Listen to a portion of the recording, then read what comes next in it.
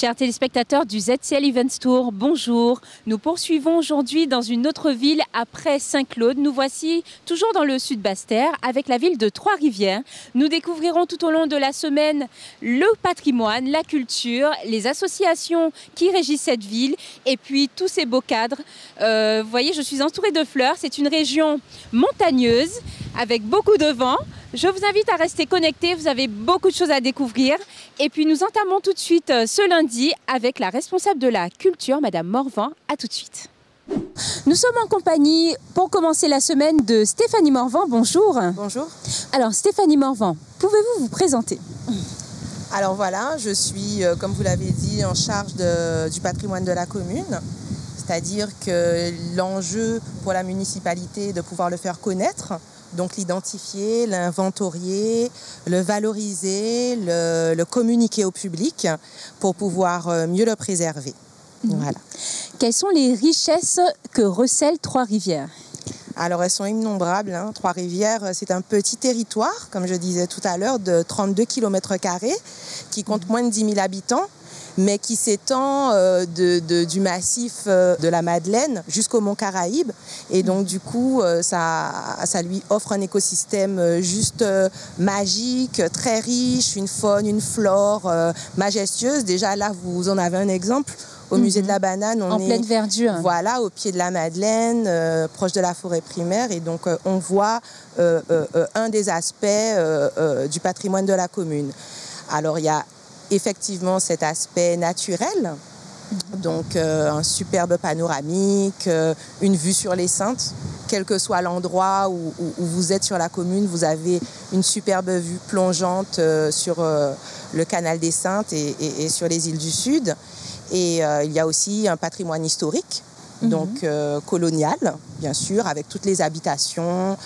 Ici, nous sommes aussi au sein d'une ancienne habitation, avec tous les vestiges qui sont liés, donc les cases, les fours, les colonnes pour la distillation, enfin bref, j'en passe.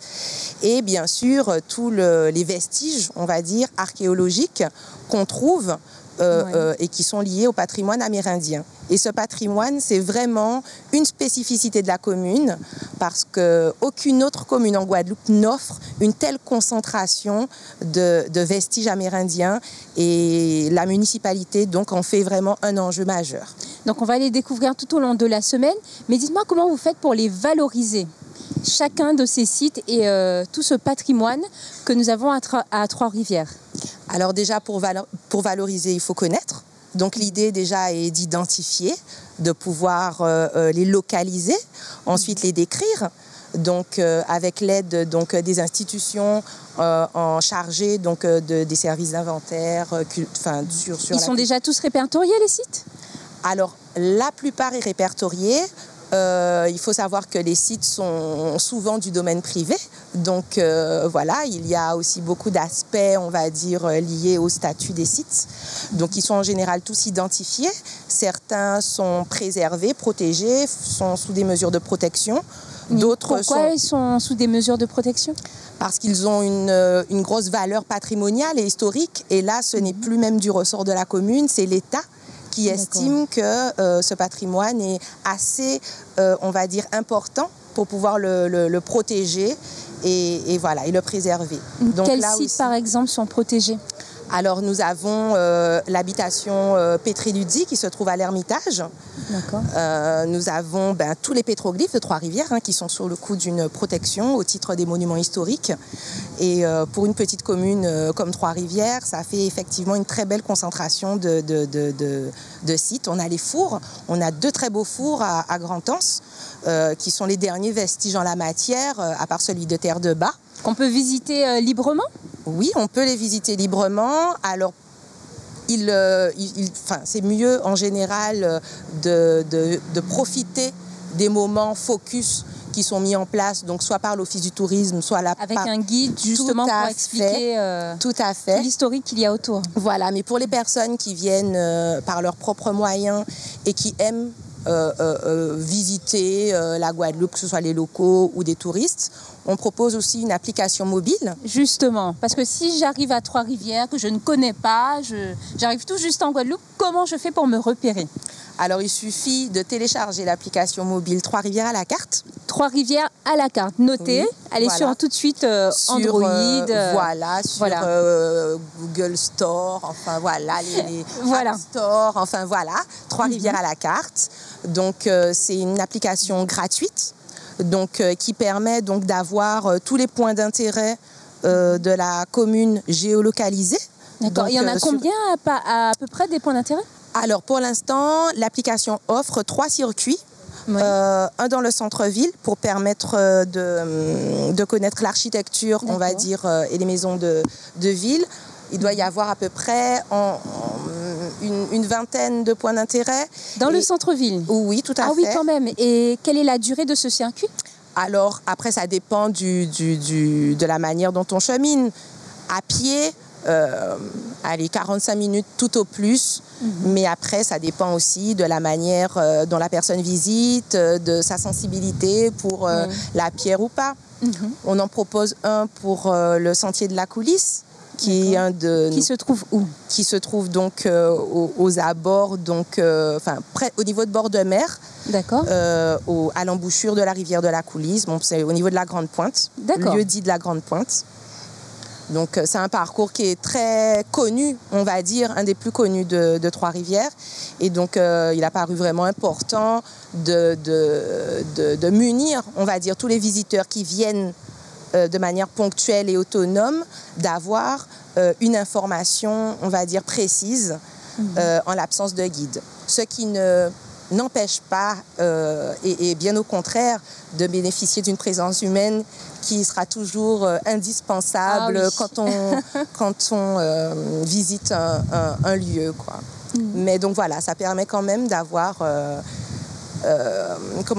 une approche assez originale, autonome et de la commune et de ses sites.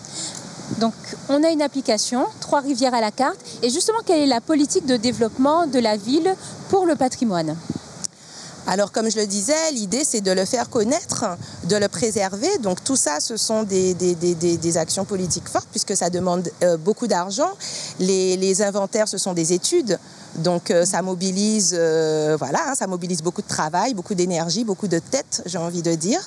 Donc, voilà. Tout ce qui est préservation, aménagement, c'est aussi des fonds, beaucoup de fonds à solliciter.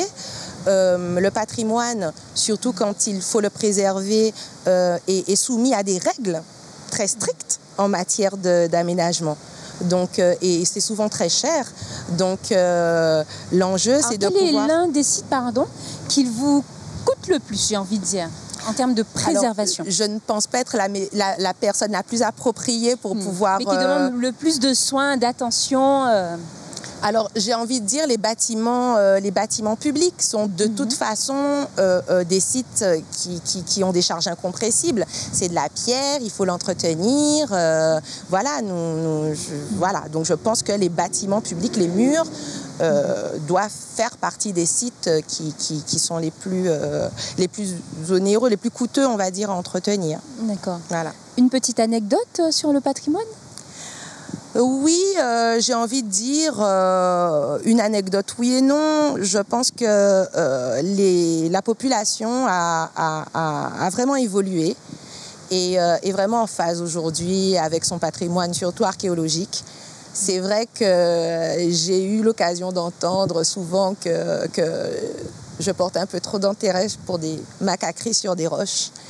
Les fameuses roches gravées. Et en fait, aujourd'hui, on se rend compte qu'il y a vraiment un engouement et presque même un respect pour ce patrimoine qui n'est pas que matériel, mais qui se traduit aussi dans plein d'autres choses vivantes, actuelles, dans notre quotidien.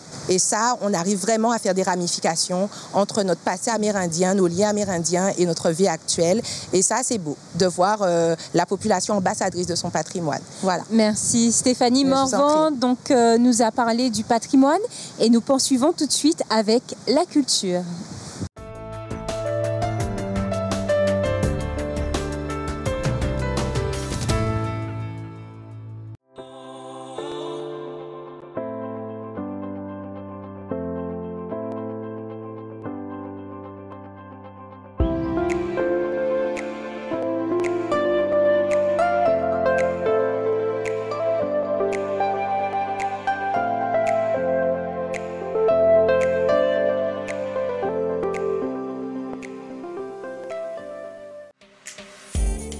l'Institut de beauté Global Art Style Visagiste, votre salon de coiffure et esthétique, onglerie et maquillage, vous propose de nombreuses prestations réalisées avec des matériels professionnels et des produits de qualité. Une gamme complète de soins pour vos cheveux.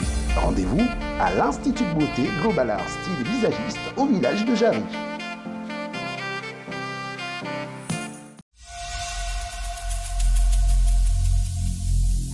Every single day, I'm gonna make something great. That's my way. Every single day, I'm gonna make something great. That's my way.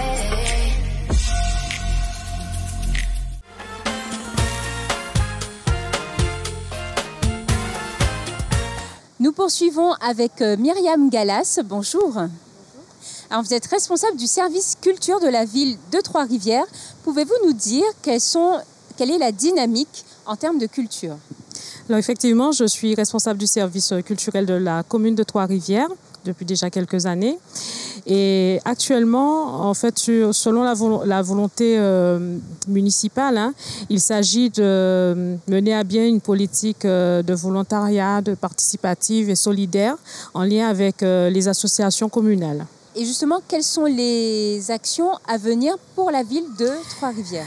Alors, étant donné que nous n'aurons pas en ce sens une période festive comme les années précédentes, Alors, qui est due au contexte économique, social en fait qu'on connaît, qui est mondial, qui n'est pas limité à Trois-Rivières bien entendu.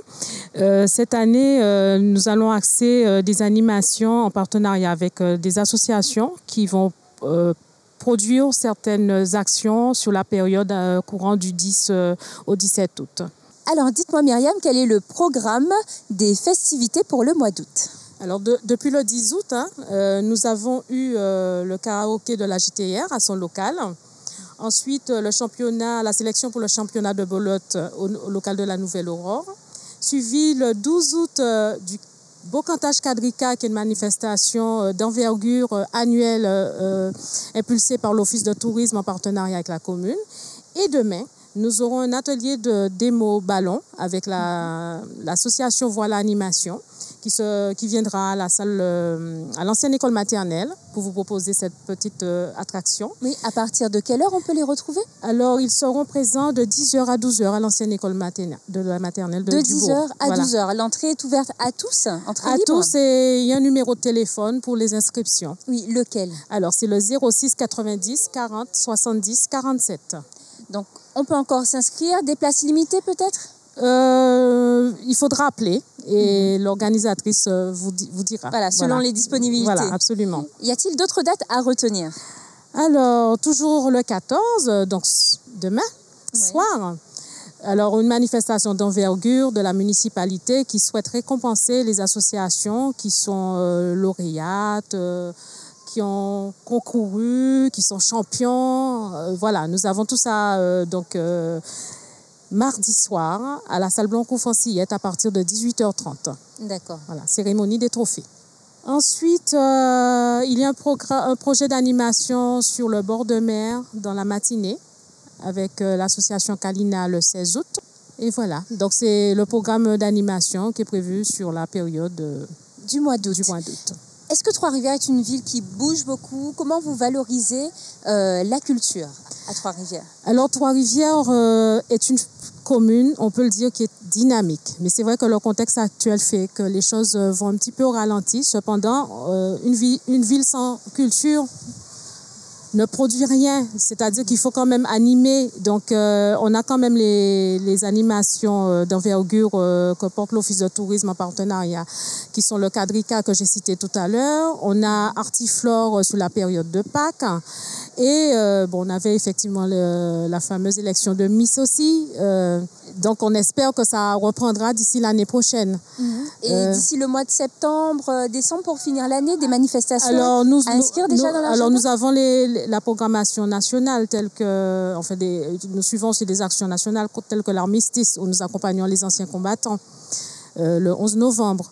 Ensuite, au mois de décembre, bien entendu, c'est l'ouverture des chantiers Noël, aussi portée par l'Office de tourisme de Trois-Rivières en collaboration avec les services annexes, bien entendu, et une animation de quartier avec l'association Bois Bandé, donc qui démarre les festivités de Noël dans le quartier du Carbet, du Petit Carbet. Myriam Gallas, merci. Et nous continuerons demain avec la Maison de la Banane en présence de Nancy Bureau. Passez une bonne journée.